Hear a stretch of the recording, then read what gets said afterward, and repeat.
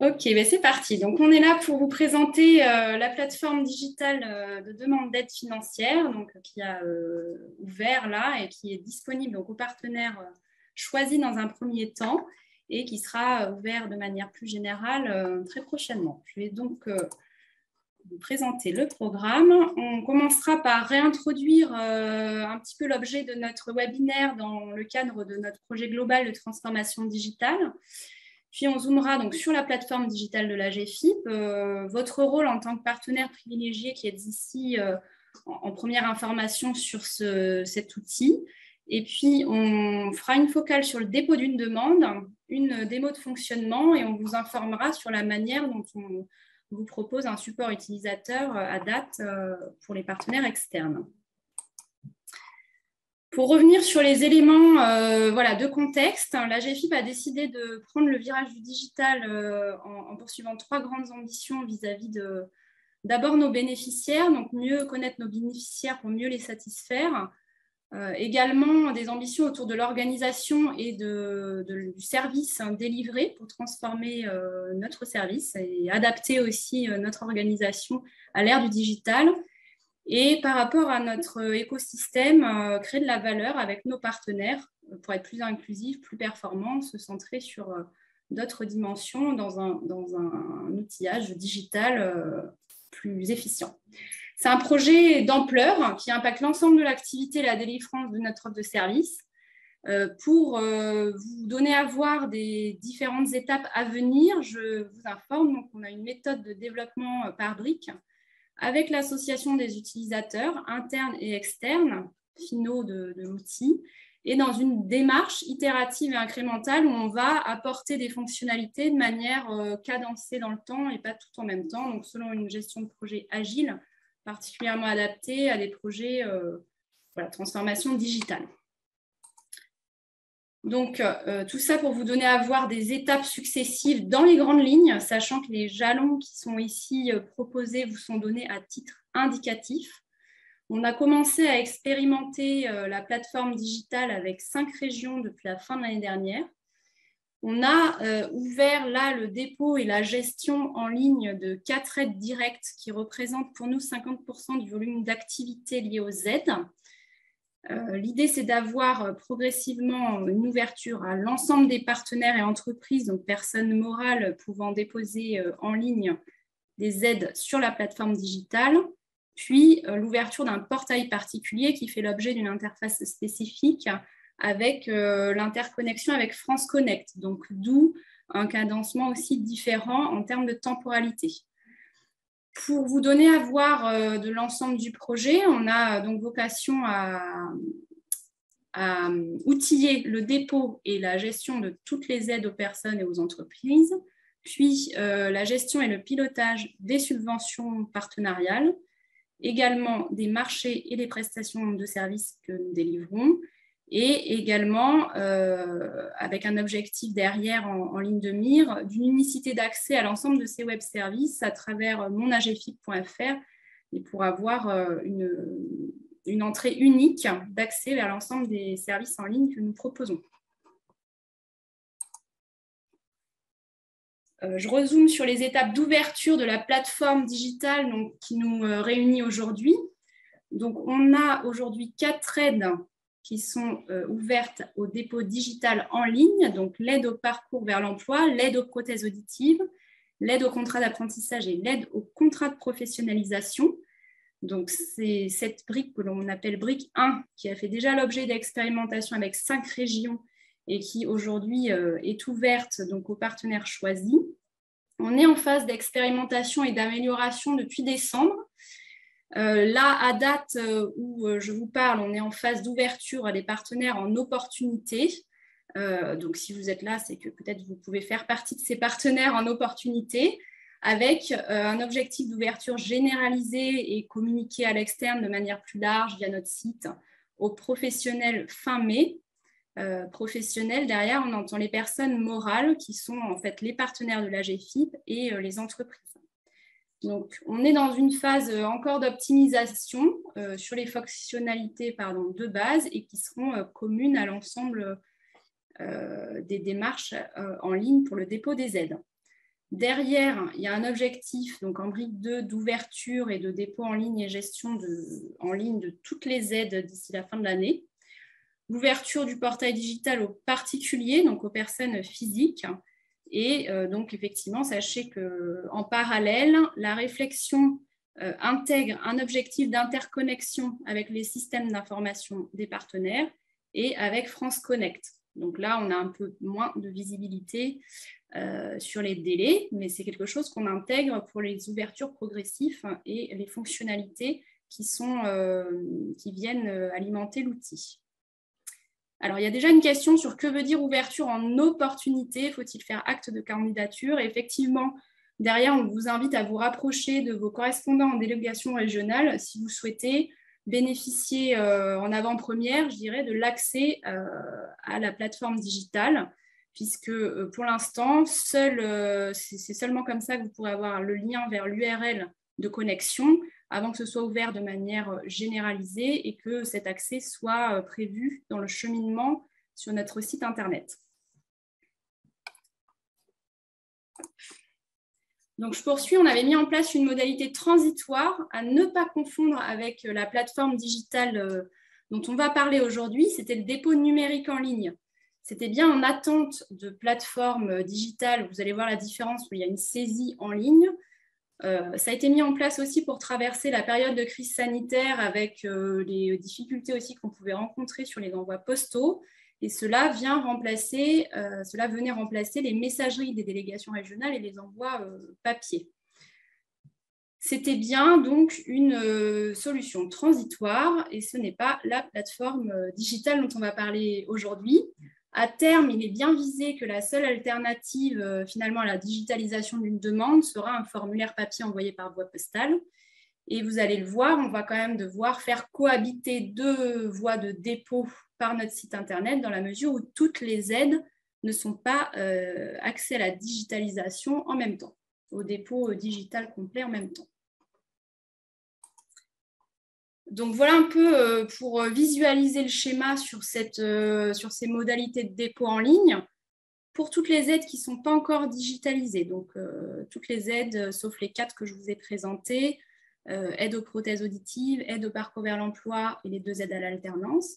Et pour les personnes physiques et morales ne pouvant pas utiliser la plateforme digitale pour diverses raisons, il y a toujours la possibilité qui va perdurer un petit moment de mobiliser l'aide par voie dématérialisée avec un dépôt en ligne d'un formulaire de demande scanné avec un certain nombre de justificatifs numérisés. Tout ça arrive en délégation régionale derrière et pour saisie, instruction et suivi de la mesure. Pour toutes les aides qui seront digitalisées, c'est-à-dire pour l'instant les 4, puis d'autres, puis toutes, dans un cadencement d'ici la fin de l'année, l'idée, c'est que la mobilisation se fasse par la plateforme digitale avec une saisie et une complétude qui se fait directement en ligne. Ça arrive de manière quasi instantanée après validation du dépôt par le déposant. Et l'instruction et le suivi se fait dans le même outil avec des échanges qui se font en ligne dans le même outil.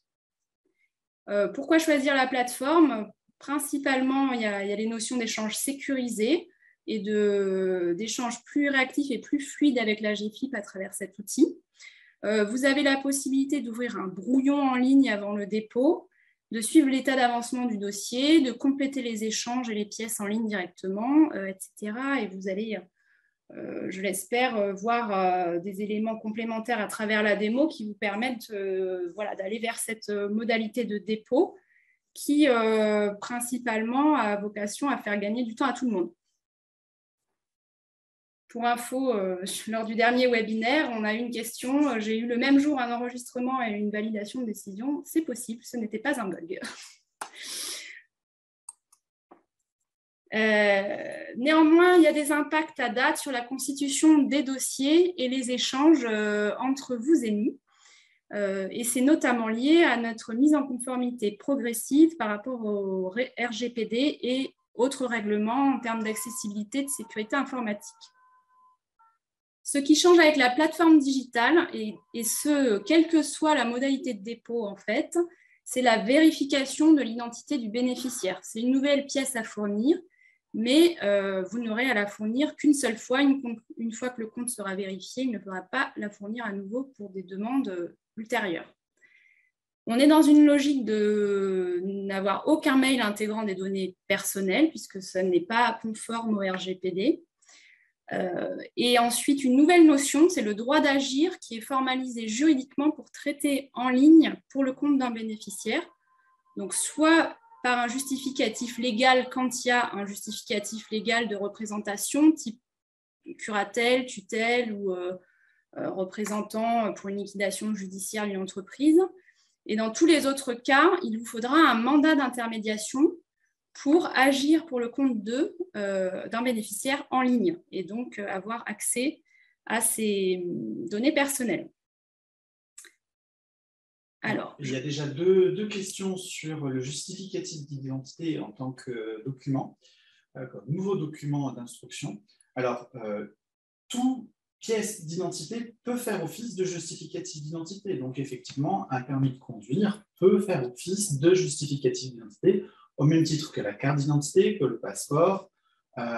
Vous aurez, en tout cas, dans les documents qu'on vous transmettra d'ici demain, enfin, en tout cas, on va mettre à disposition de nos collègues en délégation d'ici demain la liste des justificatifs qui sont accessibles, qui sont valides, et les dates et délais pour lesquels on considère qu'ils sont recevables.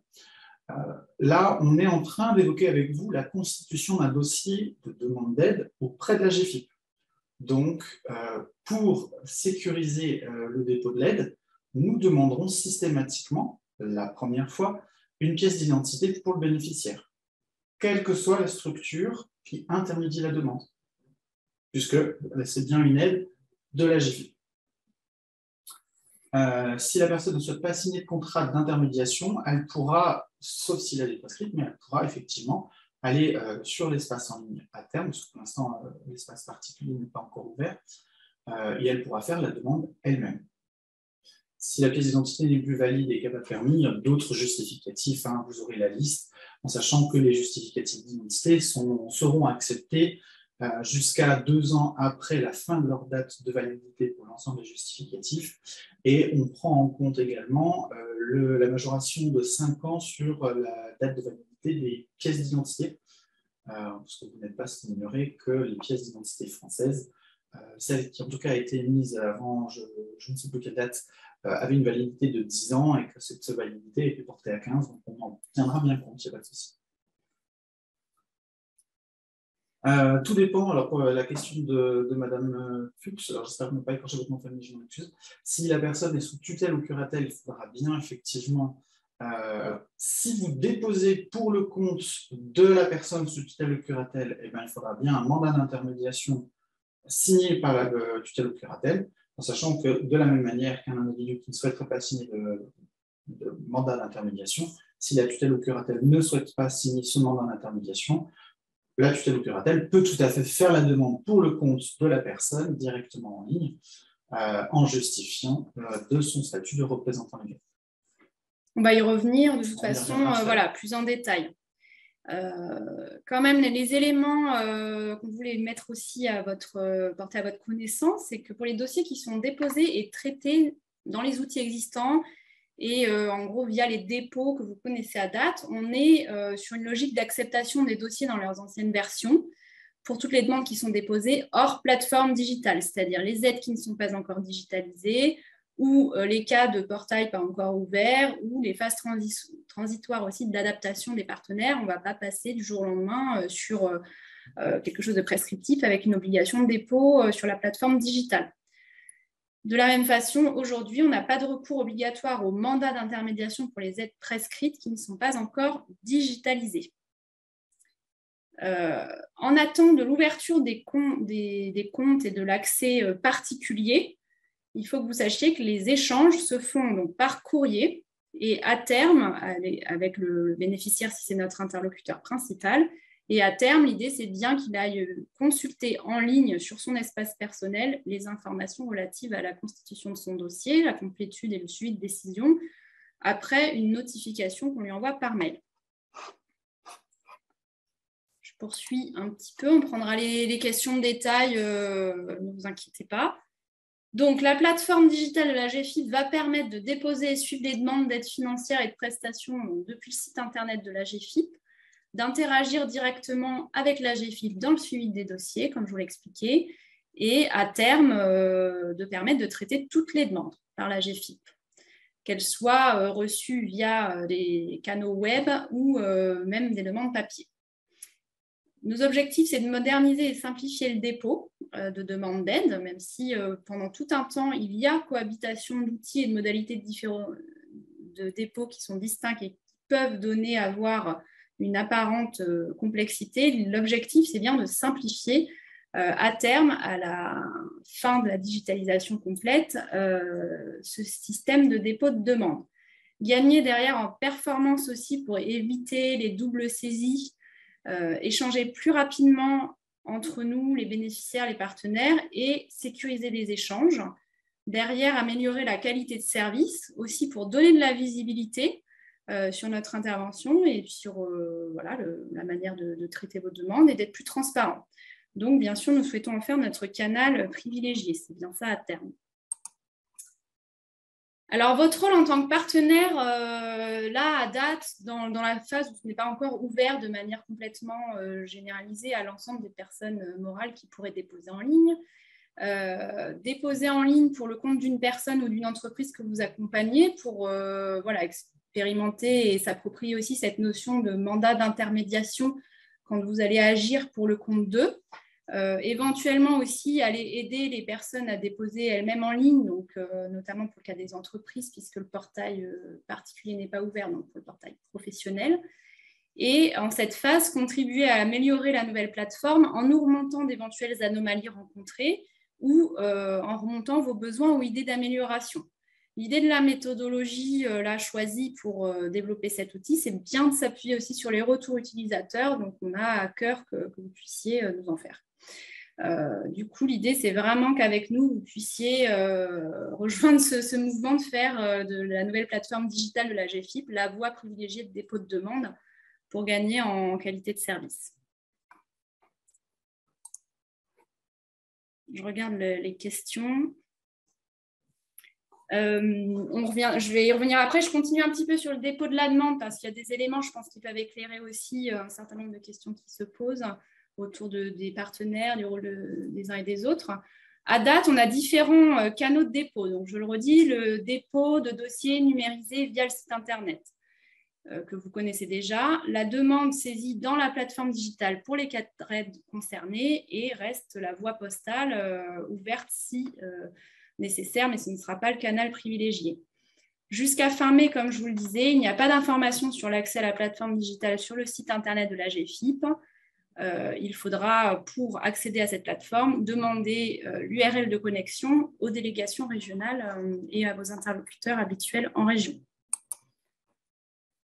Il y a 3 types de situations sur le dépôt d'une demande sur la plateforme digitale. Soit la personne va réaliser la démarche en ligne en complète autonomie. Donc, la personne bénéficiaire, lorsque c'est une entreprise, pourra le faire très prochainement sur le portail professionnel. Et la personne bénéficiaire, si c'est une personne physique, le fera à l'ouverture du portail particulier. La proposition de service répond à les enjeux de rapidité, simplicité, autonomie, voilà, lien direct avec la GEFIP aussi. Si la personne peut réaliser la démarche en ligne elle-même avec une assistance, le partenaire va faire une médiation numérique, mais c'est bien la personne bénéficiaire de l'aide qui sera l'interlocuteur principal de la GEFIP. Et si la personne n'est pas en capacité ou ne souhaite pas réaliser la démarche en ligne ou n'y est pas autorisée dans le cas notamment des aides prescrites, il sera nécessaire de réaliser la démarche à sa place avec l'intermédiation par mandat qu'on vous a présenté ici et qu'on va encore approfondir.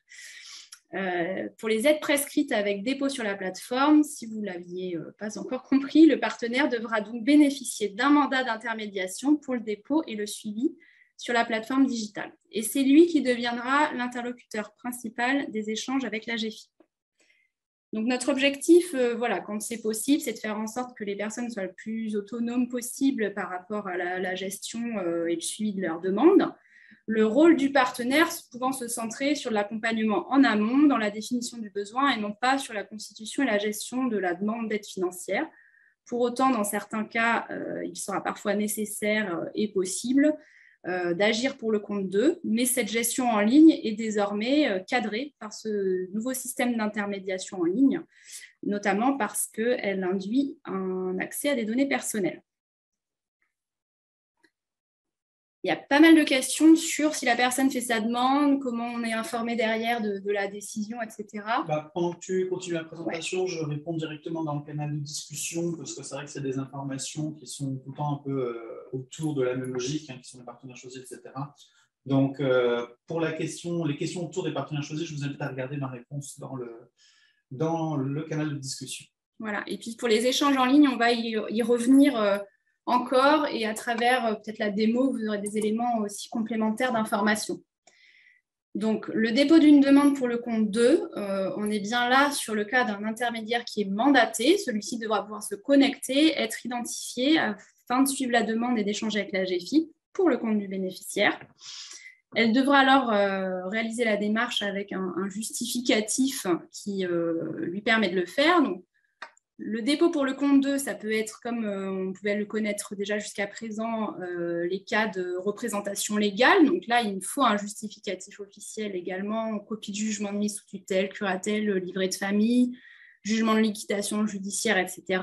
Et dans tous les autres cas où la personne va réaliser la démarche en ligne pour le compte de quelqu'un sans avoir été désigné légalement, il faudra avoir un mandat d'intermédiation, donc sur un modèle AGFIP qui vous sera fourni également, ce qui permettra donc à la personne de se connecter avec son propre compte et elle deviendra l'interlocuteur principal de l'AGFIP et recevra les notifications à consulter les éléments par mail. Lorsqu'un partenaire n'a pas de mandat d'intermédiation pour une demande, et donc vous avez accompagné la personne, elle fait sa demande seule finalement en ligne, pour être destinataire des échanges, il faut que la personne vous ait mentionné comme partenaire intervenu au moment du dépôt de la demande. Et à ce moment-là, vous recevrez, donc en tant que partenaire ayant pu accompagner en amont la demande, un mail d'information du dépôt de la demande puis de la décision. Mais il n'y a pas de données personnelles dans ce mail d'information. Et nous n'envoyons pas non plus de copie de demande de pièces. Alors, à date, le mandat d'intermédiation n'est à utiliser que pour les demandes déposées en ligne sur la plateforme digitale. Toutes les autres aides prescrites qui ne sont pas encore digitalisées, on ne vous demande pas de mandat d'intermédiation.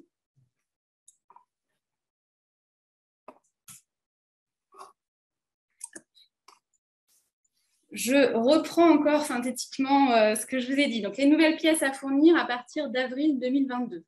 Justificatif d'identité, donc quelle que soit la modalité de dépôt. Sur ces 4 aides, on est passé sur notre nouvel outil de gestion et voilà, on va progressivement sur la vérification des comptes des personnes bénéficiaires de nos aides. Donc, quelle que soit la modalité de dépôt, plateforme digitale ou dépôt d'un dossier scanné par l'interface en ligne, il faudra fournir un justificatif d'identité. Ensuite, pour un dépôt sur la plateforme digitale, lorsque vous avez un mandat d'intermédiation, alors soit à la demande du bénéficiaire, soit dans le cas des aides prescrites, il faudra un mandat d'intermédiation AGFIP. Et pour un dépôt dans le cas d'un versement à un tiers, on a également un modèle de procuration normé qu'il faudra fournir. Donc, je le redis, vérification d'identité, fournir un justificatif, on vous mettra la liste et la recevabilité des pièces dans la foire aux questions partenaires qu'on mettra à disposition. Le dépôt et la gestion en ligne pour le compte d'un bénéficiaire hors représentation légale, le mandat d'intermédiation. Et pour le versement de l'aide à un tiers, donc par exemple l'aide versée à un audioprothésiste pour une aide aux prothèses auditives, il faudra absolument avoir la procuration normée telle qu'elle est proposée là en outillage sur cette plateforme digitale. Je n'ai pas un lien pour l'instant sur les documents, mais vous les aurez.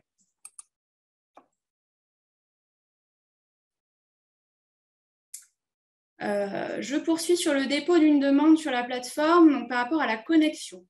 Un particulier, donc soit une personne, soit un proche aidant, donc représentant légal en fait à titre de personne physique, devra se connecter obligatoirement par France Connect. Donc, cette partie-là n'est pas ouverte.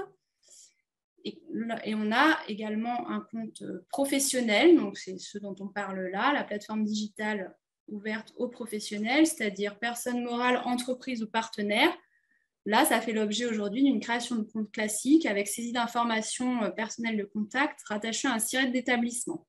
Un compte professionnel est lié à un SIRET. Toutes les personnes physiques qui seront contact dans l'établissement peuvent être rattachées donc, à ce SIRET. Il y a un gestionnaire de compte qui est désigné obligatoirement au sein de tous ces contacts rattachés au SIRET. Chaque contact a des identifiants et une connexion personnelle sur le compte professionnel rattaché au SIRET. Toutes les personnes qui sont contacts ont une visibilité sur les demandes qui ont été intermédiées avec mandat d'intermédiation pour la structure. Et par contre, seul le gestionnaire de compte a la visibilité sur toutes les demandes, y compris du coup celles pour ses salariés qui seraient bénéficiaires de l'obligation d'emploi et qui auraient des dossiers avec la GFIP. Donc les partenaires vont créer eux-mêmes leur compte. Les informations requises en première connexion impliquent la désignation comme gestionnaire de compte. Le premier qui crée son compte devient gestionnaire de compte. Cela peut être modifié ultérieurement, mais par le gestionnaire de compte. Donc c'est important, peut-être que vous ayez ça en tête. Première connexion engendre automatiquement que le premier connecté devient gestionnaire de compte. Même si ça peut se changer après, c'est bien de le savoir à l'avance. Donc, pour se connecter, vous aurez pour l'instant un lien URL vers la plateforme digitale qui vous sera communiqué donc, soit sur demande et ou sur proposition de vos correspondants en délégation régionale. La première fois que vous vous connectez, donc il faut s'inscrire, on vous demande de préciser dans le champ enseigne commerciale le type de partenaire que vous êtes. Et ensuite, vous vous reconnecterez les fois suivantes avec votre identifiant et votre mot de passe défini à la première connexion. Si vous n'êtes pas le premier connecté par rapport rattaché au SIRET identifié, c'est le gestionnaire de compte qui devra valider la demande d'ajout comme interlocuteur supplémentaire, donc contact professionnel pour cet établissement. Les rôles derrière de gestionnaire de compte et de contact peuvent être modifiés par le gestionnaire de compte. Alors, peut-être avant de passer à la démo, est-ce que tu as pu répondre à toutes les questions sur le chat? Je pense avoir répondu à la grande majorité des questions. Ce que je vous propose, c'est que donc, Claire et moi allons échanger nos rôles, c'est-à-dire que je vais faire une démonstration de l'outil en lui-même. Claire fera donc la partie réponse aux questions. S'il y a des éléments de réponse que j'ai donnés qui ne vous semblent pas clairs, n'hésitez pas à revenir dessus, il n'y a aucun souci. Alors, je vais vous partager mon écran. Hop.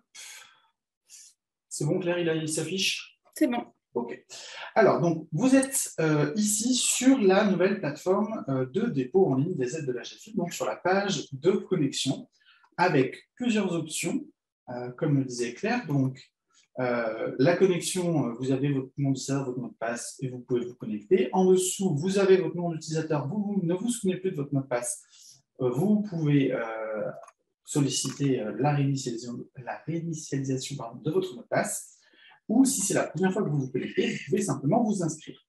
En dessous, vous avez un certain nombre de rappels, un certain nombre d'informations, les mentions relatives au règlement général sur la protection des données, notamment. Là, pour les besoins de la démonstration et pour aller assez vite, donc on va créer un compte, on s'inscrit. Hop, on va faire. Pardon, ça c'était mon assistant Martin. On va dire que la plateforme d'usage. Hop.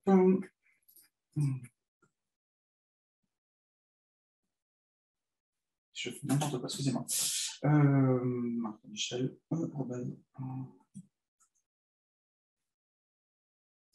Et je me passe. Excusez-moi. Pour cette partie-là, je m'excuse. Je n'ai pas le clavier que j'ai habituellement, c'est un petit clavier. Du coup, mes doigts touchent deux touches à la fois et j'écris un peu n'importe quoi. Donc, je me suis connecté en tant que Madame Martin Michel, enfin Michel Martin, plus exactement. J'ai un premier message d'information qui attire mon attention sur le fait que la GFIP est encore en cours de travail sur cette plateforme et que donc un certain nombre de points qui vont évoluer, notamment les questions d'accessibilité. C'est aussi pour ça qu'on ne communique pas largement sur l'existence de cette plateforme. Là, j'arrive sur une page où je dois saisir le SIRET de l'établissement pour lequel je viens intervenir. Donc, c'est bien le SIRET de mon employeur. C'est pas vous êtes conseiller Cap Emploi, vous ne devez pas saisir le SIRET de l'entreprise X pour laquelle vous intervenez, mais le SIRET de votre Cap Emploi, par exemple. Cette connexion en deux temps s'explique simplement par le fait qu'à terme, vous pourrez vous connecter en tant qu'individu. Donc là, avec l'identifiant, l'adresse mail que j'ai renseigné et le mot de passe que j'ai saisi. Et derrière, je pourrais, et vous pourrez également, vous connecter à plusieurs établissements différents. Donc, par exemple, si vous êtes à mi-temps sur 2 Cap Emploi, vous pourrez, à partir du même compte, accéder aux 2 établissements via cette deuxième information demandée, donc le SIRET. En l'occurrence, on va mettre ce SIRET là. Je mets que j'appelle cette slide établissement et je clique sur suivant. Là, j'ai un certain nombre d'informations personnelles, donc des informations qui me concernent au sein de cet établissement. Donc, bon, les civilités, les prénoms, non, ça, il n'y a pas de raison que ça change. Je pourrais avoir un email de contact professionnel différent de l'email que j'ai utilisé pour me connecter, donc un email spécifique à cet établissement. L'adresse postale de correspondance professionnelle spécifique à cet établissement. Donc là, on ne va pas aller chercher très loin, 1, 2, 3 rue du Test. Hop, le code postal, on va mettre ça en Isère, à Grenoble par exemple, en France. Hop, et on serre un peu. Ensuite, j'ai des questions qui me sont posées. Je vous laisserai lire les textes. Ça, c'est simplement pour savoir si vous acceptez de recevoir des sollicitations de la part de la GFIP et de ses partenaires. Là, je tente de me connecter sur un établissement et on m'indique un gestionnaire de compte identifié pour l'établissement indiqué. Et donc, ce gestionnaire de compte doit m'autoriser à me connecter. Évidemment, là, pour l'exemple de test, j'ai fait exprès de prendre un compte où on a un gestionnaire d'établissement qui est identifié et qui donc va activer ou non les nouvelles personnes qui cherchent à se connecter. On retrouve ça ici. Hop, et donc, on va activer et on enregistre. Donc, à partir de l'action du gestionnaire de compte, Michel Martin pourra se connecter. On va revenir sur la demande, sur la tentative de connexion de Michel Martin. Donc, on ferme l'écran. Et là, on recommence la tentative de connexion. Donc,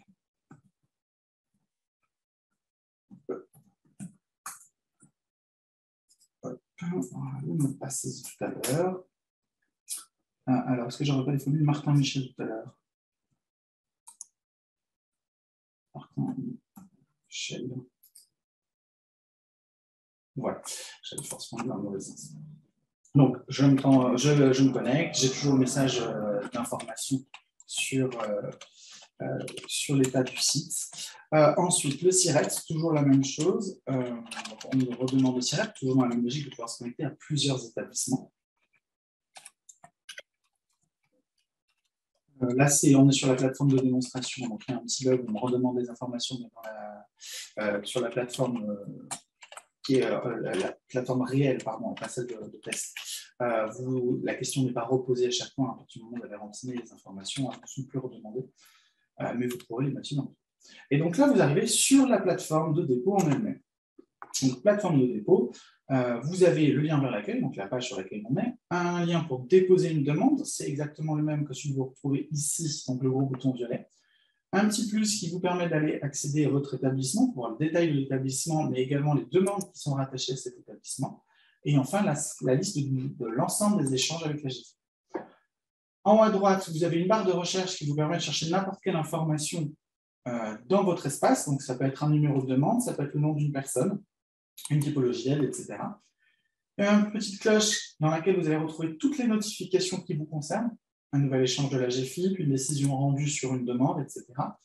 Et enfin, votre nom. Si vous cliquez dessus, vous pourrez accéder aux détails de votre compte ou vous déconnecter. Sur la partie centrale de l'accueil, comme je le disais tout à l'heure, déposer une demande. Vous pourrez également signaler un problème technique, c'est-à-dire que si vous avez vraiment un souci technique avec la plateforme, vous pourrez utiliser ce bouton-là pour le signaler. Si c'est un autre problème, une demande d'information globale, la mobilisation du net plutôt qu'une autre, etc., prenez plutôt contact avec la délégation régionale de la GFIP plutôt qu'utiliser ce bouton-là, puisque là, c'est vraiment les problèmes techniques, puisque tout ce que vous signalerez ici nous arrivera directement et donc nous, on va gérer uniquement la partie technique. Vous avez là, en dessous, le détail donc, de l'établissement sur lequel vous êtes connecté, qui est un rappel, comme je le dis, si vous êtes si vous vous connectez sur plusieurs établissements, bah, au moins vous savez sur lequel vous êtes, donc vous pouvez déposer la demande au bon endroit. Et enfin, le rappel de compte, qui est la même chose que celui en haut à droite. Je suis passé sur le compte du gestionnaire de compte, je suis passé très, très rapidement sur la vue de mon établissement. Je vais revenir dessus un petit peu plus longuement. Donc, vous retrouvez un certain nombre d'informations. Donc, en partie haute, les détails du compte sur lequel vous êtes connecté. Donc là, en l'occurrence, pour l'exemple, je me suis connecté sur un compte que j'ai créé dans l'espace de test au nom de Cap Emploi 38. Vous avez en dessous le détail du compte avec les coordonnées. Et vous avez une liste qui reprend les demandes déposées. Donc, 3 types de demandes. Demande tout court, vous allez retrouver toutes les demandes qui sont déposées pour votre établissement. C'est-à-dire que vous pourriez tout à fait avoir un collègue en situation de handicap ou souhaiter recruter un alternant en situation de handicap. Vous allez déposer une demande pour ce collègue ou futur collègue, mais bien pour une demande déposée pour votre établissement. Ces demandes-là ne sont visibles que de la personne qui a déposé la demande ou du gestionnaire de compte. Parce que vu qu'on est sur des demandes au sein de l'établissement, il y a des règles de confidentialité qui peuvent s'appliquer. Donc, on a pris l'option de restreindre la visibilité sur les demandes qui concernent votre établissement. Ensuite, vous avez 2 catégories, demandes déposées en tant qu'intermédiaire ou demandes déposées en tant que représentant légal. Donc, demande déposée en tant qu'intermédiaire, c'est à chaque fois que vous allez intervenir pour le compte d'une tierce personne et que vous allez déposer une demande en ayant un mandat d'intermédiation. Donc, à partir du moment où vous intermédiez avec mandat d'intermédiation de demande, elle apparaîtra ici. Ici, peuvent voir et agir sur la demande tous les contacts de l'établissement et le gestionnaire de compte. Enfin, les demandes déposées en tant que représentant légal, eh bien, on est dans la même logique, c'est vraiment un parallélisme de forme. Là, on n'est plus sur l'intermédiaire, mais on est sur le représentant légal, donc il dispose d'un justificatif de son statut de représentant légal. Là encore, tous les contacts de l'établissement représentant légal ont visibilité sur les demandes qui sont listées dans ce tableau-là, ainsi que le gestionnaire de compte de l'établissement. Voilà. Alors, très rapidement, je vais vous montrer le dépôt d'une demande. Donc, déposer une demande, vous cliquez sur déposer une demande, ou quand vous êtes sur la page d'accueil, le bouton violet qui est au milieu à gauche de l'écran. Vous arrivez sur une première page qui rappelle vos informations à vous. Un petit rappel, si ce n'est pas utile, on supprimera cet écran. Vous arrivez sur une deuxième page. Alors là, vous voyez vos demandes en cours, vous n'avez pas de demande en cours. À cet endroit-là, vous allez pouvoir retrouver tous les brouillons que vous avez ouverts et que vous n'avez pas encore terminé, donc pas encore transmis à la GFIP. Là, pour l'exemple, on va créer une nouvelle demande. L'enquête de dépôt se charge. C'est un petit peu long. Ne vous affolez pas, ça peut prendre quelques secondes. Et vous avez donc, le questionnaire en lui-même qui va s'ouvrir. Et donc, ce questionnaire-là à remplir, il remplace évidemment le questionnaire papier, enfin, le formulaire papier, puisque le dépôt en ligne remplace dans sa forme le dépôt papier. Donc, première étape, choisir l'aide sollicitée. Donc là, vous avez pour l'instant les 4 aides qui sont sollicitables en ligne. Donc, on va prendre une aide au parcours vers l'emploi, par exemple. Je suis identifié avec le compte d'un Cap Emploi qui a été validé par la GFIP. De ce fait, je peux mobiliser une aide prescrite. Au parcours vers l'emploi étant une aide prescrite, je peux la mobiliser. Si jamais un contact de professionnel lambda, qui n'est pas partenaire de la GFIP et qui n'est pas prescripteur, c'est surtout ça, qui n'est pas prescripteur pour la GFIP, en fait, il pourra avoir l'aide, mais il ne pourra pas la solliciter, parce que c'est une prescription. Bon, une fois que vous avez sélectionné votre aide, vous avez en dessous le détail de l'aide, si jamais vous avez un doute sur quel est l'objectif de l'aide, qui peut en bénéficier, comment, le montant sollicitable, etc. Vous avez tout le récapitulatif de l'aide mis à jour, et donc ça vous permet également d'avoir ce petit rappel, éventuellement si vous avez un trou de mémoire. Ensuite, vous cliquez sur suivant, ça vous permet d'avancer sur le dépôt de la demande. Donc, dépôt de la demande, premier écran, on va identifier toutes les personnes intervenues sur la demande, donc le titulaire de la demande, la personne en situation de handicap, éventuellement le ou les représentants légaux s'il y en a, parce qu'à partir du moment où vous déposez une demande, vous allez indiquer vous intervenez sur la demande pour, là vous intervenez une demande pour une personne en situation de handicap, donc vous intermédiez la demande en ligne pour le compte de la personne en situation de handicap. C'est une aide prescrite, la liste des choix est très restreinte. Pour d'autres types d'aides, il y aura plus de choix. Évidemment, ça va s'adapter en fonction de l'aide. Le questionnaire de dépôt est dynamique et il s'adapte en fonction des réponses que vous donnez, etc. Est-ce que la demande s'inscrit dans le cadre d'une démarche confiance? Oui, non. Est-ce qu'elle revêt un caractère d'urgence? C'est vraiment le caractère d'urgence, ça va être une aide au parcours pour un contrat qui vient de commencer, ou pour une formation qui vient de commencer, la personne est en grosse difficulté. Bon, là, oui, il y a caractère d'urgence.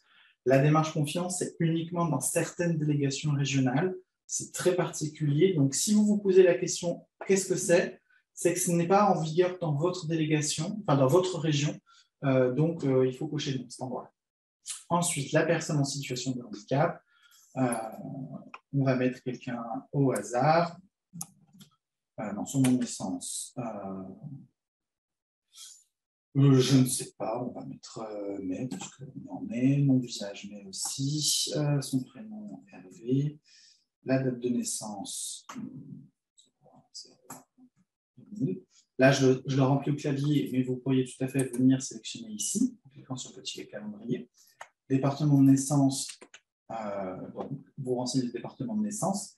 Si vous n'avez pas l'information, normalement, vous avez un justificatif d'identité, donc vous devriez avoir le département de naissance. Si vous n'avez pas l'information, vous pouvez mettre 00. Et si la personne est née à l'étranger, il faut mettre 99. Voilà. Ça, c'est des petits rappels. Son adresse email est facultative. Est-ce qu'elle dispose d'un représentant légal? Non. Pour l'exemple, on va mettre non. Le justificatif de reconnaissance du handicap que vous avez ou que vous avez récupéré auprès de la personne, on va dire que pour l'exemple, c'est une RQTH. Si la personne est en cours d'acquisition, et donc elle a juste un accusé de réception, au moment où vous faites le dépôt de la demande, vous avez une absence de titre en cours de validité. Il faut bien sélectionner absence de titre en cours de validité. S'il y a juste absence, et vous cliquez sur suivant, vous allez avoir un message d'erreur. Vous allez avoir un message d'erreur qui vous dit que vous ne pouvez pas avancer, vous ne pouvez pas déposer la demande, parce qu'il nous faut toutes les informations. Ça, c'est une des nouveautés et une des particularités du dépôt en ligne, c'est que pour pouvoir finaliser le dépôt de la demande, il nous faut un dépôt complet et il nous faut avoir toutes les informations et tous les justificatifs. Vous ne pourrez plus déposer de demande incomplète. Par contre, nous, de notre côté, on va enregistrer un certain nombre d'informations, notamment la date à laquelle vous avez ouvert le brouillon. Donc, quand vous serez en dépôt dérogatoire, pour l'instant, c'est une option qui n'est pas encore active en ligne, mais qui va l'être d'ici peu. Vous pourrez déposer de manière dérogatoire des demandes. Et à ce moment-là, nous, on aura quand même la flexibilité de regarder également la date d'ouverture du brouillon. La dérogation pour un délai un peu long, parce que vous avez eu du mal à récupérer les pièces ou les informations, ce sera plus facile pour nous, en tout cas, d'être raccord et d'accepter la dérogation. Je vais avancer un petit peu, un certain nombre de pages, après je vous laisserai regarder dans le détail, un certain nombre d'informations qui sont demandées. Là, pour le coup, j'avance très vite, on ne va pas rentrer dans tout le détail, je vais prendre un peu plus de temps sur la partie RIB, puisqu'on vous demande désormais de saisir le RIB. Et en plus, l'ensemble des champs là, que je suis en train de remplir dépendent de l'aide sollicitée, puisque évidemment, comme je l'ai dit, le questionnaire s'adapte au fur et à mesure en fonction des réponses que vous mettez. Donc, selon l'aide que vous sollicitez, ce n'est pas la même. C'est pas les mêmes questions qui vous sont posées. Nous concernant. Comme vous pouvez le voir, quand vous êtes dans le dépôt d'une demande, vous avez un pré-remplissage automatique qui est proposé. Donc, si par exemple, on va dire, on a un rue qui existe, rue Thiers à Grenoble, je n'ai même pas besoin de finir, on va dire, j'ai 3 rue Thiers Grenoble, et bien il me reconnaît 123 rue Thiers à Grenoble. Je n'ai plus qu'à sélectionner. Et ça vient compléter automatiquement l'ensemble des champs en dessous. Donc, c'est quand même intéressant. Après, l'ensemble des adresses postales, là, on se base sur une base de données Mediapost, donc fournie par la Poste. Il se peut que les adresses postales ne soient pas reconnues et que donc, dans ce cas-là, il faille saisir manuellement l'ensemble des informations. Voilà. Donc, concernant M. Hervé May, le bénéficiaire de la demande, on va dire qu'il s'appelle 12. Juste la secteur de Grenoble. Hop, pareil, ça complète automatiquement. En dehors de l'intermédiation réalisée, avez-vous été accompagné par un partenaire de la DGFiP pour déposer cette demande? Cette information-là, vu que vous êtes partenaire de la DGFiP, elle peut vous paraître saugrenue, mais elle est posée systématiquement, quelle que soit la demande, quelle que soit la personne qui dépose la demande en ligne. Simplement, vous avez peut-être aujourd'hui déjà reçu des mails dans lesquels on vous informe que monsieur ABC XXXX de son nom de famille, enfin de son nom de naissance, pardon, DEF XXXX, pour cette personne, il y a eu un dépôt de demande à telle date et la demande a été enregistrée sous tel numéro. Et puis, après coup, un deuxième mail vous indiquant que, en reprenant toujours ABC XXX, DEF XXXX, le numéro de la demande et vous indiquant que la demande a été accordée ou refusée. Ça, c'est parce qu'on vous a enregistré comme partenaire intervenu.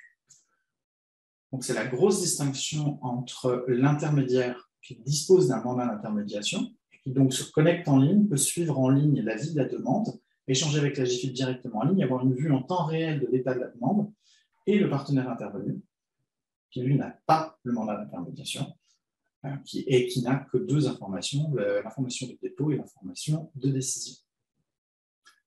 Vous déposez, vous êtes déjà partenaire, vous êtes en ligne, vous disposez du mandat d'intermédiation, donc effectivement, vous n'avez pas besoin de vous renseigner comme partenaire intervenu. Mais imaginons l'hypothèse où vous étiez plusieurs structures à travailler sur la situation de la personne et que vous souhaiteriez que l'autre structure bénéficie de l'information minimale qui est le dépôt de la demande et la décision donnée sur la demande. Là, vous pourriez cocher oui et remplir les champs qui s'affichent en dessous. Bon, là, pour le coup, on va avancer. Alors, la grosse distinction entre l'intermédiaire mandaté et le partenaire intervenu.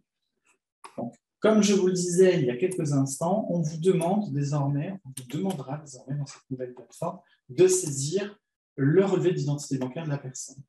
C'est pour une simple raison, c'est que très souvent, la DGFiP reçoit des RIB qui sont scannés en très faible définition et qui sont quasiment illisibles.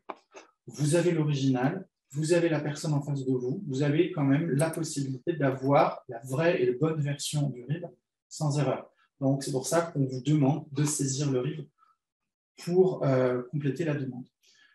Là, vous avez 2 options. Donc, soit la subvention est versée sur le compte du titulaire de la demande, dont le nom est repris ici, soit la subvention est versée sur le compte bancaire d'une tierce personne, qui aurait par exemple être un fournisseur ou un responsable légal, peu importe. Pour le tiers destinataire, ça va par exemple être l'audioprothésiste dans le cadre d'une aide aux prothèses auditives. Là, on va dire qu'on est sur le compte de M. Hervé May, donc on clique sur de ce côté-là, pardon. Et donc, comme je vous disais, il vous a demandé de saisir l'IBAN et si l'IBAN est français, également le BIC.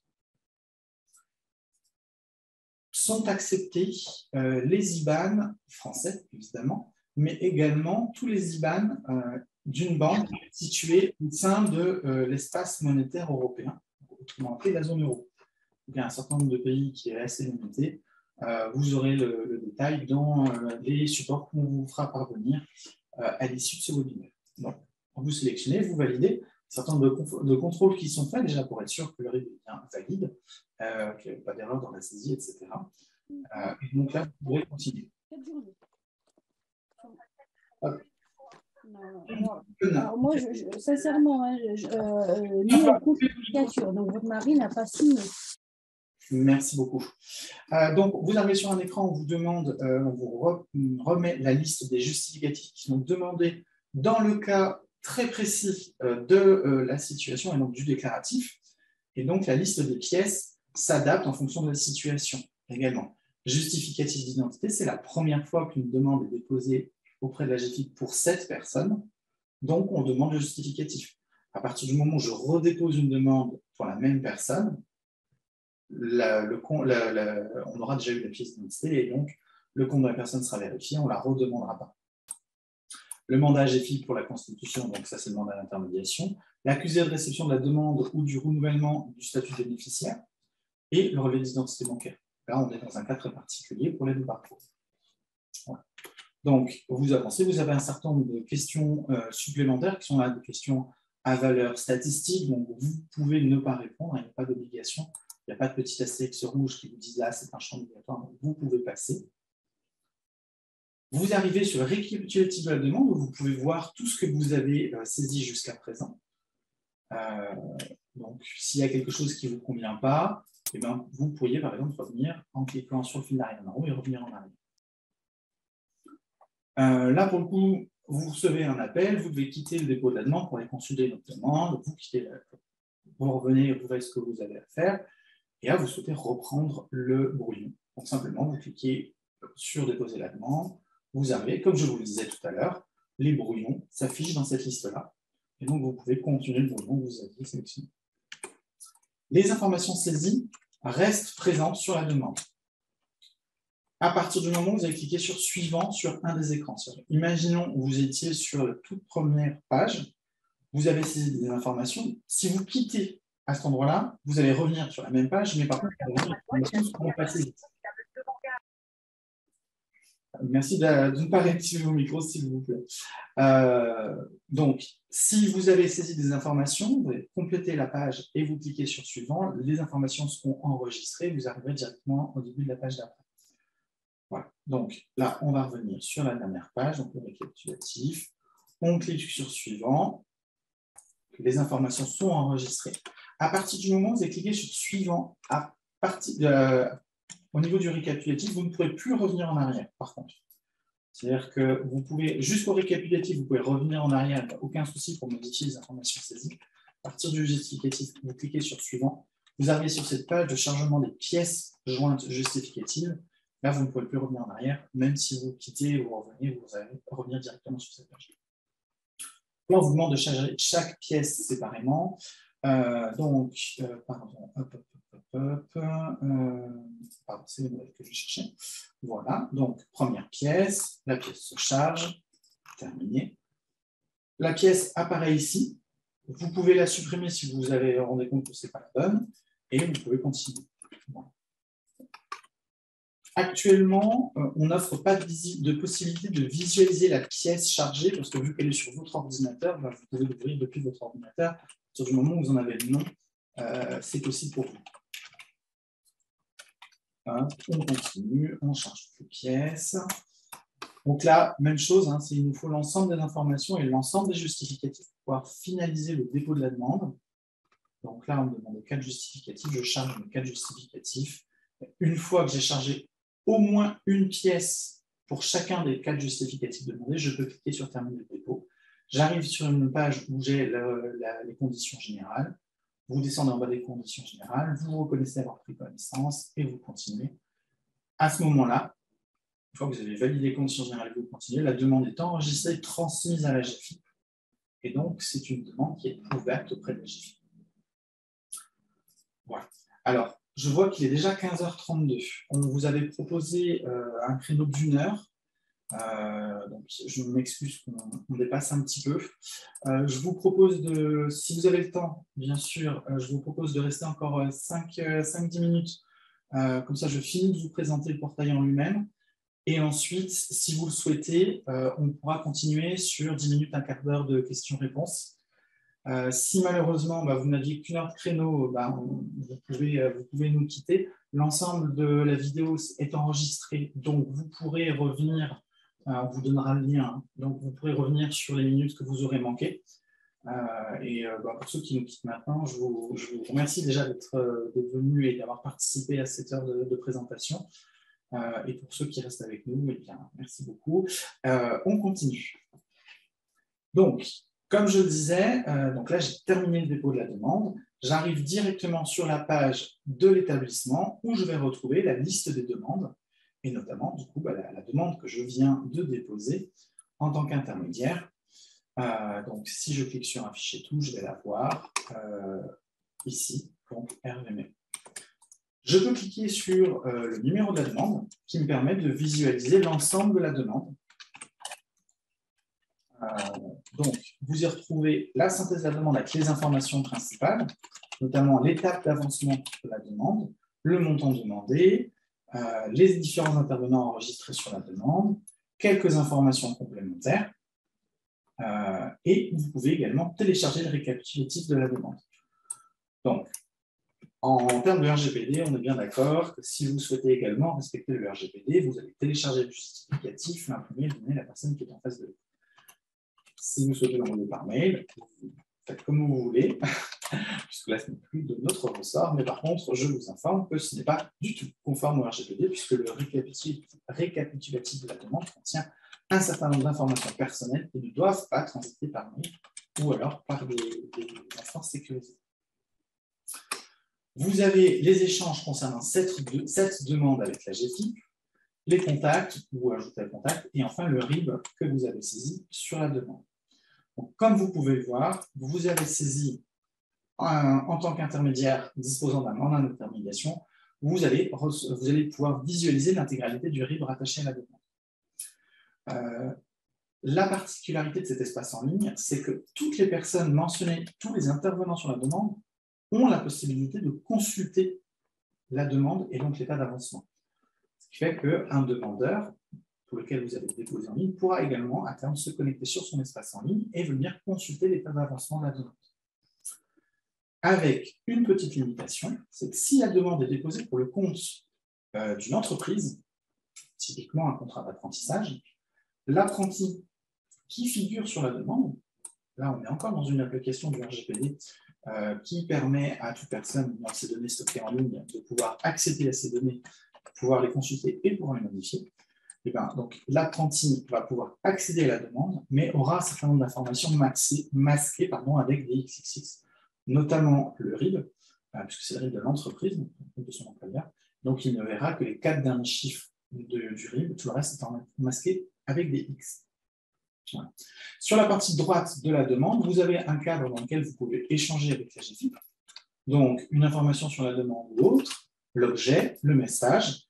En cliquant sur suivant, vous arrivez sur un deuxième écran qui vous propose de charger une ou plusieurs pièces jointes. Et enfin, vous pourrez transmettre l'échange avec la GFIP.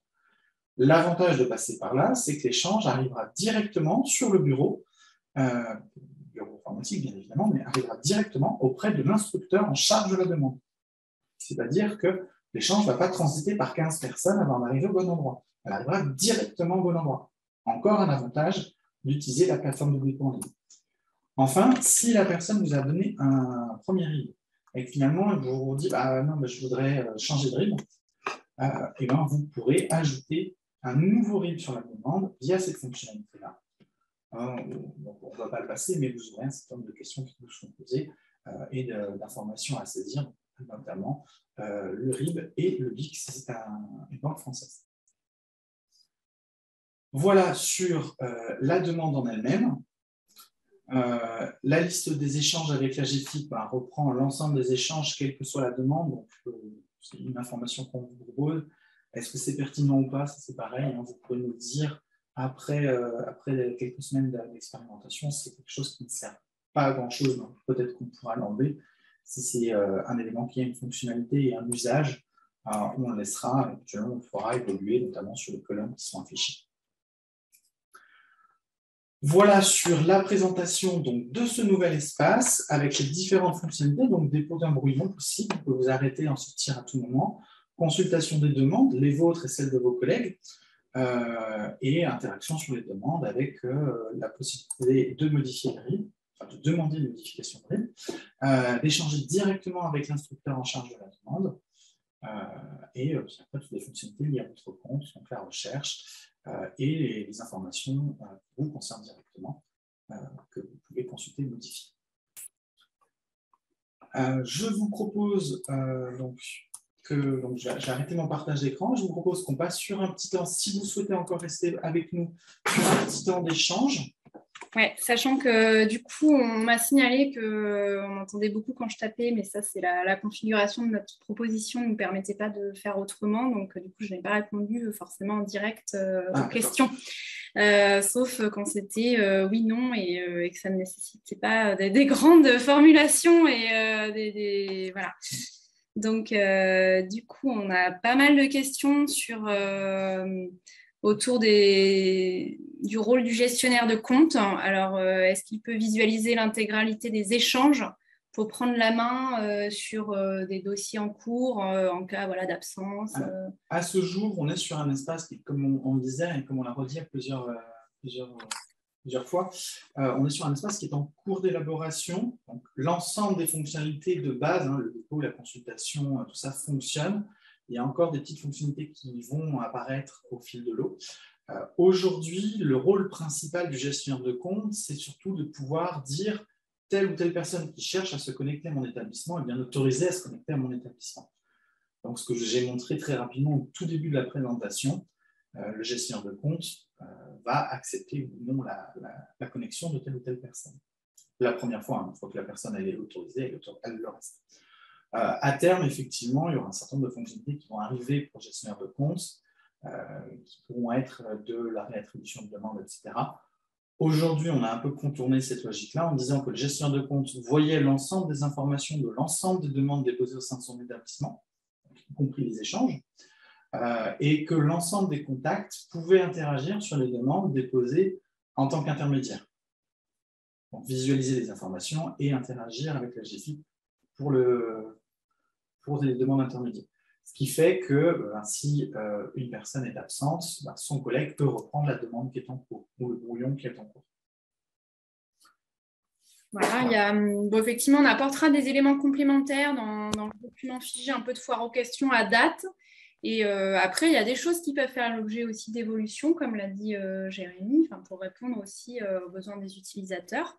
Voilà, dans des temps peut-être à planifier. Mais voilà, donc n'hésitez pas en fait à nous faire des retours. Il y a des choses qui pourront évoluer, d'autres pas forcément. Mais en tout cas, on a besoin de ces éléments de retour aussi. Donc, il y a pas mal de choses sur les gestionnaires de compte. Donc, on y répondra peut-être par ailleurs. Il y avait aussi des demandes sur le temps d'historisation des échanges. Donc, en fait, là, pour l'instant, ça ne s'efface pas quand la demande est traitée, quoi. Tout à fait. Pour l'instant, on est sur, comme je vous dis, sur une première version et notamment n'ont pas encore été implémentées toutes les questions liées à l'archivage des documents, parce que chez nous, l'archivage est de minimum 2 ans, voire 3 ans sur certaines informations. Donc, on va implémenter petit à petit ces éléments-là. Mais aujourd'hui, toutes les informations qui sont stockées le sont et le seront jusqu'à ce qu'on ait mis en place ces règles d'archivage. Et on vous communiquera les délais d'archivage en fonction des éléments, parce que les justificatifs transmis ont des délais d'archivage différents déjà entre eux. Les informations auront des délais d'archivage spécifiques en fonction du type d'information. Donc là, aujourd'hui, ce n'est pas une réponse que je vais pouvoir être en mesure de vous apporter de manière certaine. Il y a des questions sur l'accessibilité. Donc, effectivement, il est envisagé que la plateforme soit accessible à toute typologie de handicap. Là, en l'occurrence, c'était par rapport aux personnes malvoyantes. Donc, voilà, c'est quelque chose qui est en cours, qui fait l'objet aussi d'un accompagnement avec des auditions sur les pages, etc. Donc, pour garantir l'accessibilité.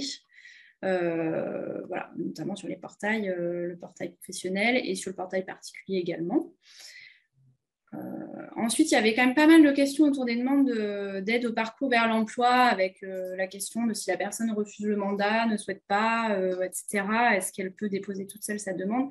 En fait, elle ne peut pas déposer seule sa demande via le portail, puisque le portail particulier n'est pas ouvert, et que c'est une aide prescrite. Voilà. Même quand il sera ouvert, de toute façon, étant donné que l'aide au parcours d'emploi est une aide prescrite, le particulier n'aura pas la possibilité de déposer une demande en ligne, même une fois le portail ouvert. on reste bien sur la même logique, c'est-à-dire que les aides prescrites doivent être mobilisées par un prescripteur reconnu par la GFIP. En l'occurrence, pour la plupart. Donc, une personne qui ne souhaite pas signer le mandat d'intermédiation, ça revient finalement à une personne qui ne souhaite pas signer le formulaire de demande et donc qui ne souhaite pas solliciter l'aide de la GFIP. En attendant, elle peut faire le dépôt par envoi numérique, mais ce n'est pas l'idée en fait. Possiblement, effectivement, il peut y avoir le dépôt postal ou sur l'ancienne plateforme. Alors, j'ai vu passer une question, je ne sais plus où elle est, sur la signature, puisque vu qu'on est sur un formulaire en ligne, déposé pour le compte de, dans le cas d'un mandat d'intermédiation, forcément, vu que vous êtes par le mandat d'intermédiation reconnu comme ayant la possibilité de déposer pour le compte de la personne X ou Y la demande en ligne, la personne ne va pas venir signer votre dépôt en ligne, puisqu'il vous a donné l'autorisation par le mandat d'intermédiation. Donc, la personne va signer un mandat d'intermédiation, vous le transmettre, et à partir de ce moment-là, c'est bien vous qui aurez la charge de déposer la demande en ligne pour le compte de cette personne. Alors, petites informations qu'on a, je crois, oublié de vous donner sur le mandat d'intermédiation, c'est que le mandat d'intermédiation n'est pas à usage unique. Le mandat d'intermédiation, on est bien sur un mandat qui est donné par une personne physique ou morale à une autre personne physique ou morale. Donc, un mandat d'intermédiation peut être donné de monsieur X à madame Y, de monsieur X à Cap Emploi, de l'entreprise Y à madame Y, ou de l'entreprise Z à Cap Emploi, quels que soient les contacts de chaque côté. C'est-à-dire qu'on est bien, si c'est une personne morale qui signe un mandat d'intermédiation, le mandant est bien la personne morale, l'entreprise par exemple. On n'est pas, et donc quel que soit le contact de cette entreprise, même si le contact de l'entreprise venait à changer, tant que le mandat d'intermédiation n'a pas été révoqué, il est toujours valable, et donc ce sera un seul mandat d'intermédiation signé d'un côté par une personne de l'entreprise ou l'individu, la personne physique qui donne le mandat, et de l'autre côté, qui va vous mentionner. Vous n'aurez pas à signer le mandat d'intermédiation puisque c'est un acte unilatéral. L'entreprise X ou l'individu Y donne mandat d'intermédiation à une tierce personne, physique ou morale. Ce mandat d'intermédiation a une valeur juridique de 2 ans. C'est-à-dire que le même mandat pourra être réutilisé d'une demande sur l'autre. Vous n'aurez pas à refaire signer un mandat à chaque fois. Excusez-moi, c'est pour être sûr de bien comprendre, Monsieur Mergous, Madame Barato de Cap Emploi Corrèze, parce que j'avais pas mal de questions autour de ce mandat. Là, vous y avez répondu à 95%. Les 5% qui me manquent, c'est, j'ai entendu valeur juridique du mandat sur 2 années lorsque les parties prenantes sont les mêmes, on va dire. Néanmoins, il faut pouvoir justifier de ce mandat à chaque dépôt de nouvelles demandes. Tout à fait. Ou est-ce que... Voilà. Voilà, tout à fait. En fait, il faudra le déposer à chaque fois. Alors, dans le cadre de cette nouvelle plateforme de dépôt en ligne des demandes, on intègre, et on a commencé déjà à intégrer, une logique qui est « dites-le nous une fois ». C'est-à-dire qu'à partir du moment, à terme en tout cas, à partir du moment où on aura une information, on ne la redemandera pas. Et c'est à terme, donc, le dépôt des demandes en ligne, ce sera uniquement sur les éléments de contexte de la demande. On l'a commencé avec la pièce d'identité. Parce que la pièce d'identité donc de la personne en situation de handicap concernée, cette pièce d'identité, c'est une nouvelle pièce, un nouveau justificatif, mais il est demandé que la première fois que l'aide est sollicitée en ligne pour pouvoir vérifier les informations de la demande. À terme, cette logique-là, on va l'appliquer sur le mandat d'intermédiation, sur le justificatif de reconnaissance du handicap, et toutes les pièces pourront rentrer dans cette logique-là, de manière à simplifier les démarches en ligne de tout le monde.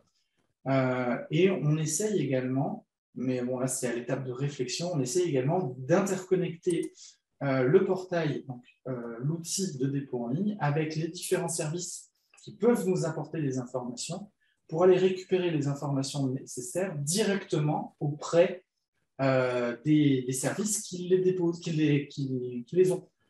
typiquement, une personne qui va se connecter et créer son compte via une connexion France Connect, on est sur un service de l'État, on récupère des informations qui sont déjà vérifiées par l'État, et donc dans ce cadre-là, le compte est directement considéré comme vérifié. Et donc, on ne va plus redemander les pièces d'identité, etc. On ambitionne de pouvoir interconnecter notre outil avec plein d'autres plateformes, avec de manière à pouvoir récupérer un certain nombre d'informations automatiquement, sans avoir à chaque fois à vous obliger à redéposer des justificatifs. Bon. Il y a eu un partage par décès d'écran. C'est ça. Après, il y a plein de questions, donc on ne pourra pas toutes les prendre, mais il y a des questions notamment sur la mesure aménagement des situations de travail. En fait, là, on vous a fait une démonstration avec une aide. Chaque mesure a en fait ses règles de gestion. Donc voilà, on ne peut pas répondre comment ça se passera sur telle aide. C'est des choses qui, justement, à chaque fois, font l'objet d'une réflexion pour pouvoir en fait, déployer la fonctionnalité qui va bien pour traiter la mesure en question telle que vous la connaissez aujourd'hui. Donc, il y a des choses qui changent un peu parce qu'on est obligé de se conformer à un certain nombre de règlements, etc. Mais dans la globalité, l'administration de la mesure ne change pas, en fait. Et si elle change, vous en serez informé comme d'habitude, j'ai envie de dire. Donc, s'il y avait aussi des questions là-dessus, quand il y a un changement, par exemple, d'acceptation, de recevabilité d'une demande par rapport à des délais sur la date de début du contrat, ce qui a été le cas récemment sur les aides à l'alternance, l'outil va le gérer, mais l'information est gérée par ailleurs. L'information des partenaires est gérée par ailleurs, donc soit en proximité avec vos correspondants en délégation régionale, soit sur la mise à jour des pages dédiées dans le site internet. Voilà, ça c'est des choses qui ont vocation à être pareil, un peu fluidifiées. Les informations qui sont données en référence quand vous êtes connecté au portail, c'est les mêmes qu'il y a sur le site internet. Pas d'écart normalement d'informations à ce niveau-là. Là aussi, effectivement, il y a une automatisation de manière à ce que les informations qui s'affichent quand vous êtes sur la première page de création d'une aide, vous sélectionnez la typologie d'aide, les informations qui s'affichent sont celles qui sont présentes sur notre site internet.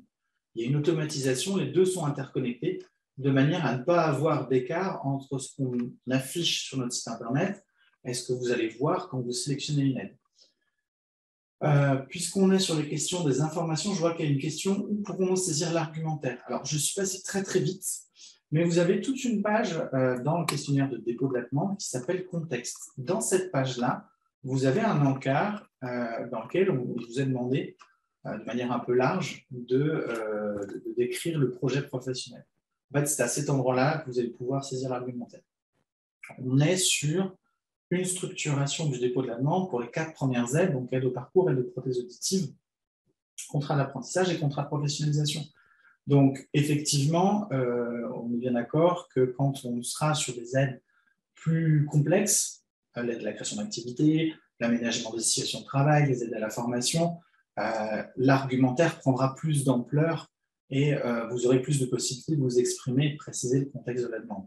Là, aujourd'hui, on a, comme je vous l'ai dit, chaque questionnaire s'adapte à la nature de la demande faite et aux réponses qui sont déjà données au fur et à mesure. Donc, je ne vais pas vous répondre sur comment ce sera demain pour les aides qui ne sont pas encore dans l'outil. Il faut simplement vous répondre qu'aujourd'hui, si vous avez des éléments de contexte à nous donner, faites-le dans le cadre de saisie qui sert à décrire normalement le projet professionnel.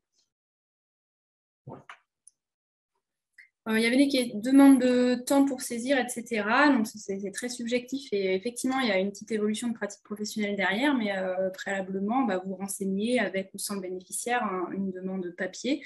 Donc, l'idée, c'est qu'au plus, ça prenne le même temps. Mais voilà, c'est difficile de vous répondre sur le sujet, sachant que il peut y avoir aussi justement pour un certain nombre de personnes qui seraient autonomes à le faire seules, justement, un recentrage de l'activité pour vous sur autre chose, et puis par contre que la personne puisse saisir en ligne les éléments qu'elle a à saisir, son RIB, etc. et compagnie. Et ça, c'est un gain de temps aussi pour tout le monde et pour le service derrière aux bénéficiaires. Bien sûr, ce ne sera pas le cas pour tout le monde, mais dès que ce sera possible avec l'ouverture du portail particulier, ou même très vite avec des entreprises qui peuvent être autonomes dans leurs demandes, c'est-à-dire que bien sûr, vous restez en amont sur l'analyse, la proposition, l'analyse des besoins, la proposition de solutions. Et puis après, sur la partie remplissage de dossier, en fait, elles peuvent tout à fait être autonomes, quoi. Voilà, du coup, peut-être qu'il est 53, donc il y avait... Alors, il y a juste 2 questions à laquelle je vais répondre très rapidement, parce qu'il y en a une qui me fait penser que j'ai oublié de vous donner une information importante. Alors, première réponse, est-ce que les CST vont avoir accès à ce nouvel outil? On va avoir à terme 2 portails, un portail pour tous les particuliers et un autre portail pour tous les professionnels. Que ces professionnels soient partenaires, prescripteurs, non prescripteurs de la GFIP, ou pas.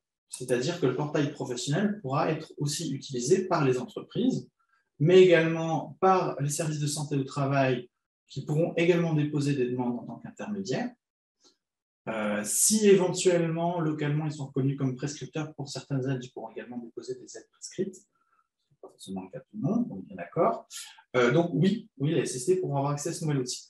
Le lien Internet de la plateforme, on vous fera parvenir demain ou d'ici fin de semaine, en tout cas, ça va transiter par nos délégations en région qui vous recontacteront, vous donneront donc notamment le support de présentation, le lien vers la vidéo, un petit guide partenaire qui vous permettra, donc qui reprendra un peu tous les éléments que j'ai pu vous montrer dans la démonstration, que je sais que je suis allé assez vite.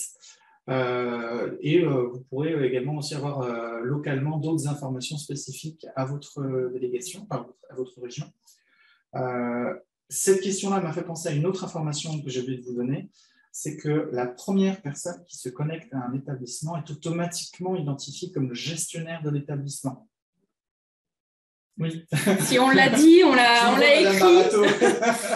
Donc, et même si ça peut changer après, c'est forcément le gestionnaire de compte qui devra le changer. Donc, c'est important. Voilà. Donc, n'hésitez pas, faites bien passer l'information sur vos structures, échangez entre vous pour définir qui sera le gestionnaire de compte, de manière à ce que cette personne se connecte en premier, crée son compte, elle deviendra automatiquement gestionnaire de compte, et après, vos autres collègues pourront se connecter et le gestionnaire de compte les activera un à un. À partir de quand nous pourrons transmettre les demandes via cet outil? Dès que vous aurez l'URL et créer vos comptes. Parce que le portail est déjà actif puisqu'il est déjà en expérimentation dans 5 régions de France. Voilà. Donc ça démarre dès que vous aurez l'URL, donc d'ici fin de semaine.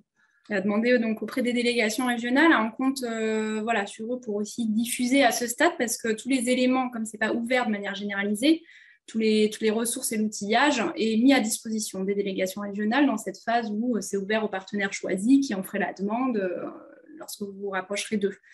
À terme, tous les éléments, on a reparlé d'une foire aux questions un peu interactive, des choses comme ça. Bon, il y aura un support utilisateur qui sera proposé. Aujourd'hui, on va figer l'ensemble des questions et des réponses qu'on a pu donner sur l'expérimentation et dans le cadre de nos 2 webinaires pour vous le mettre à disposition aussi. Et voilà, à terme, ce sera des éléments qui seront mis à disposition de manière publique si nécessaire. Tout à fait.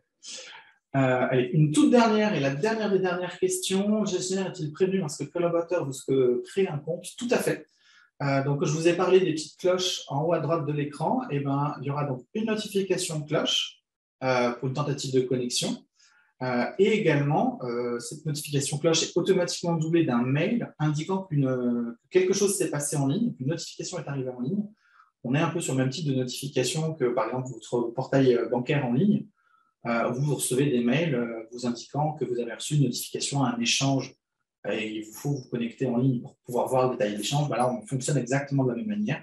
Donc, le gestionnaire de compte reçoit un mail lui disant qu'il a reçu une notification en ligne et quand il se connecte à son espace en ligne, il regarde le détail de la notification et il voit que monsieur un tel ou madame un tel a cherché à se connecter et donc là, il peut aller dans le détail de l'établissement pour activer le compte.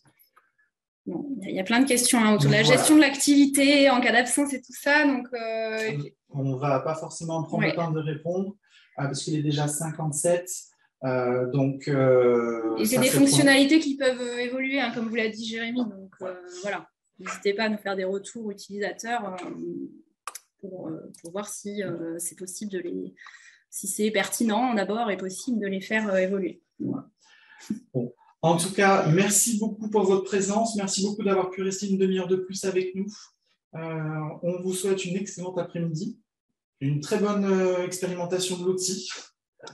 Et n'hésitez pas, si jamais, donc comme je le disais, si vous avez des problèmes techniques, utilisez le bouton signaler un problème technique. Si vous avez des informations, des questions d'ordre plus général concernant le portail, les aides de la GFIP, etc., rapprochez-vous de votre délégation régionale de la GFIP et on aura plaisir à vous répondre à toutes vos questions. Merci beaucoup et très bonne journée. Au revoir. Au revoir. Au revoir. Au revoir.